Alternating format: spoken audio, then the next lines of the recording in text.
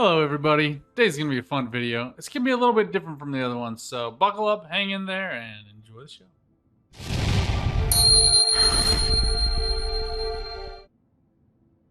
Now, not only are we flying a broken Buccaneer, like we have been in the last couple episodes, but we're going to be talking about how this game is not for the faint of heart in a different way than normal. And I note that this might feel like I'm out of touch or they don't understand the common player. And I do. I was there. I was that person. I'm not that person anymore. And this channel is not for people who are scraping the bottom of the barrel or have tons of hours to play. This channel is for people who have a little bit of spending money, who want to put it to a hobby that feels really enjoyable and helps them disassociate from the difficulties of their work-life balance and to really just have some fun. And one of the things that is probably one of the most controversial parts of Star Citizen is that you're playing a different game if you haven't spent a lot of money on it. Now, why is that? Well, we're going to come in and show you my setup. So, for me, some of the most important things about playing Star Citizen is playing it in a way that feels like you are really in it, right? Where you have maximum control and where you don't have to remember 1800 key bindings that are inconvenient to you. So, having dual NXT Evos from Gladiators is just amazing. It has totally transformed my experience, my ability, how I play the game, what I'm able to do in the game, and why I do it that way. There's a few other things that I want to showcase as well that are part of this experience, but just know that like being able to retract and extend my landing gear with the press of a button right next to my throttle is super convenient. Or not, this is my throttle. Sorry, this is my my ruddering, not my ruddering, my directional control. My ruddering is on the other stick as well. This one is going to control my ability to get into ports right here. And these were all just subliminal key bindings, so he deserves all the credit for key bindings. If you don't know how to find that, just Google it. I'm not even going to put a link. Like, if you really need that, I don't know what to do for you. Um, but having a stream deck is helpful for my recording. But if I want to play in Star Citizen, this is also really, really useful to have. Then I did actually, I believe these were Monster Tech mounts. I know Predator mounts are also really famous in the community, but being able to have like a little side desk here where I could put my mouse on it if I wanted to do FPS.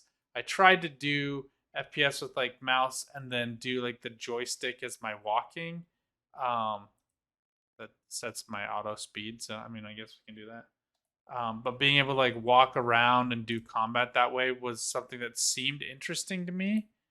Um, it was just really hard to do, and maybe I'll come back to that drawing board at a different time.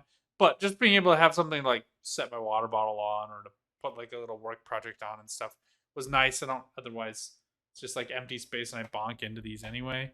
I couldn't put one over on this other side, otherwise I would think about doing that. But I like having my monitor a little bit over. Anyway, so this is kind of my setup. Tobii Eye Tracker makes a huge difference. That's what's up here that allows me to kind of like look around in the cockpit.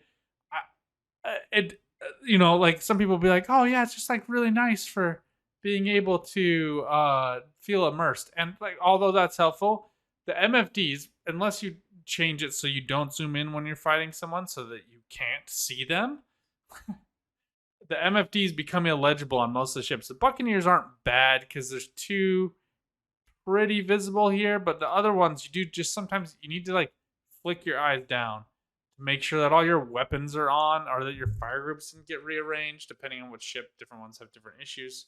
That's what we learned from this one. Fire groups here, but check my power settings, and not this power, but I don't know what just happened with that.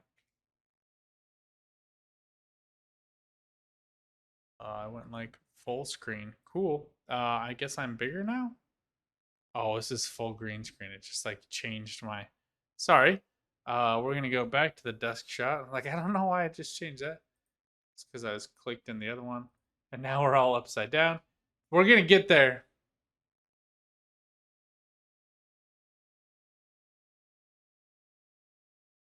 All right.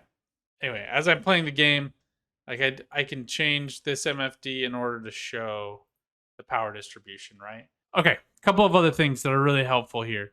Stream Deck, you can just put buttons, keys, inputs, things that require you to hold down like Alt and do other ones.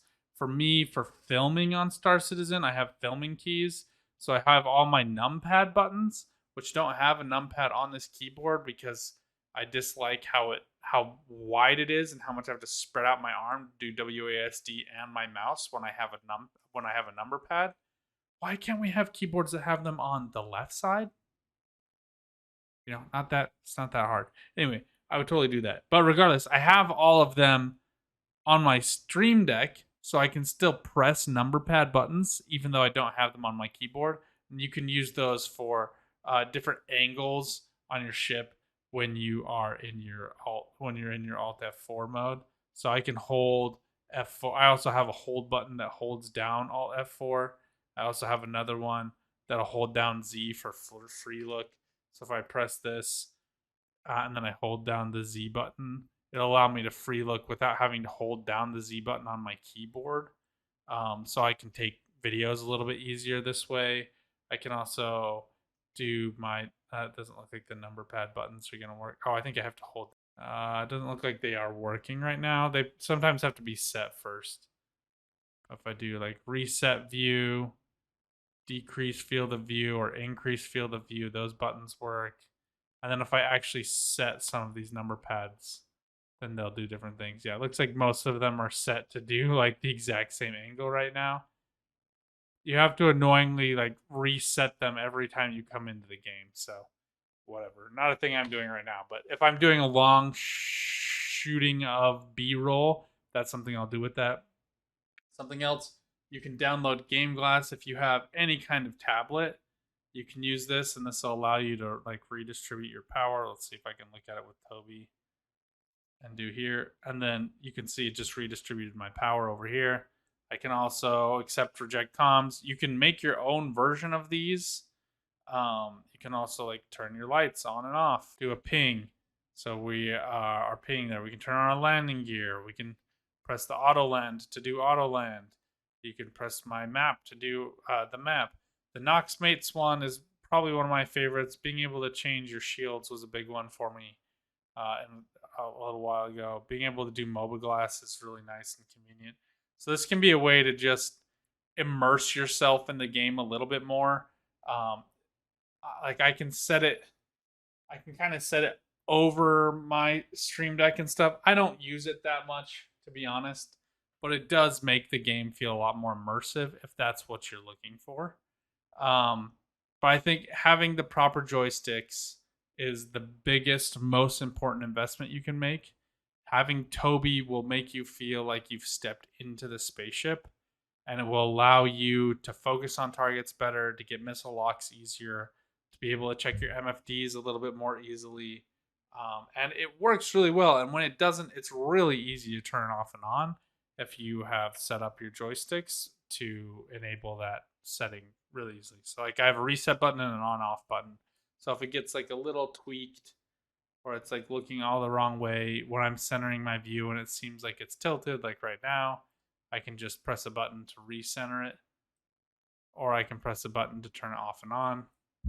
Now it's a little bit messed up when I have my mic in front of my face, so know that that's a thing, but not a big deal.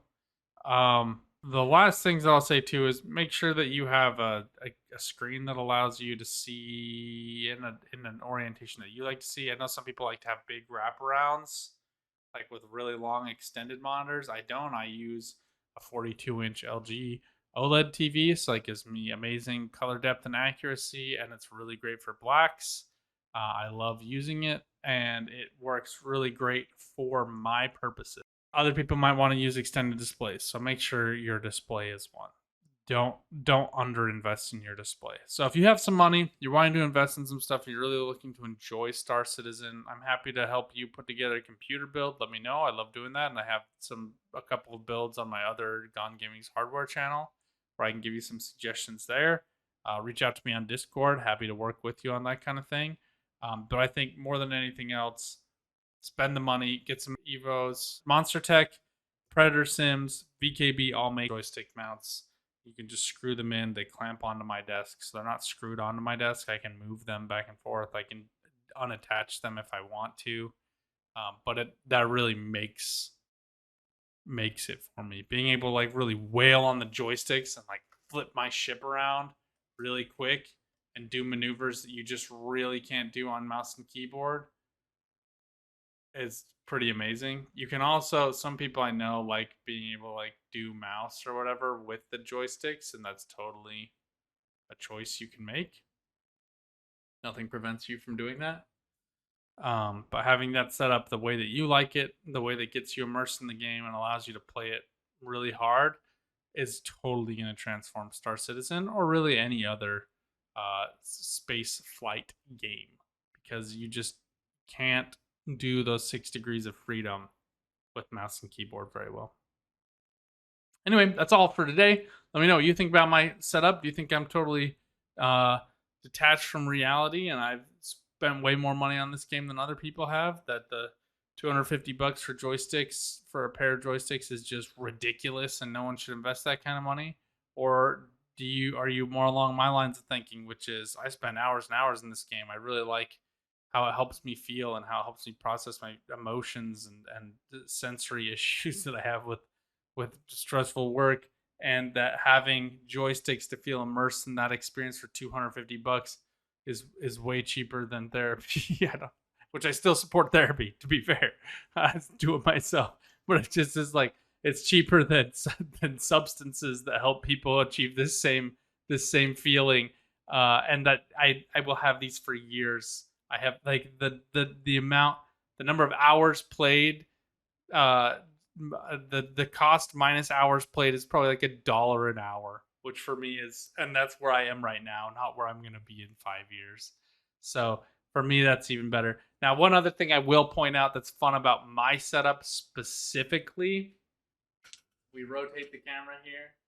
I have another TV and another cheap HOTAS that my son uses, and we have the other computer set up downstairs actually, but then I just moonlight using a different laptop up here, and since he's just doing turrets, it doesn't really matter. When he gets a little bit older, we'll have to figure out something else that works.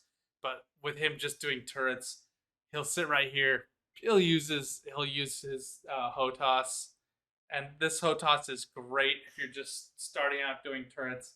But it's terrible for the game. Do not buy a cheap joystick. I cannot emphasize that enough. A cheap joystick will be a terrible experience. Don't try to save $50, $100. Just save up your money and get. And I know that other people are like, "Well, I don't have that money. That's not how my life works." Then just use mouse and keyboard. A cheap HOTAS is not better unless you're just doing turret play. If you're just doing turret play and you have a kid and you just bought it on Black Friday for $40 like I did, and it's just a fun controller to have sitting around your house to do different things with, then go for it. It's fine. There's so many worse ways to spend your money than to give your kid their own HOTAS.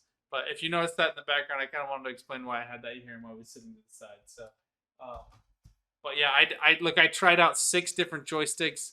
I tried out like the X52, the Cytec, and the Logitechs. I tried out the dual Thrustmaster F16000Ms or whatever.